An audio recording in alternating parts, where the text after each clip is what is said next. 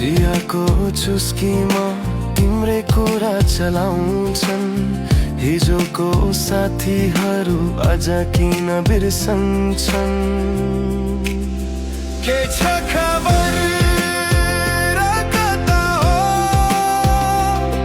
मेरो मनले सोच तिमीलाई। कुन देशमा तिमी रन्जिन्छौ? कुन आकाश मुनि हाँसेछौ?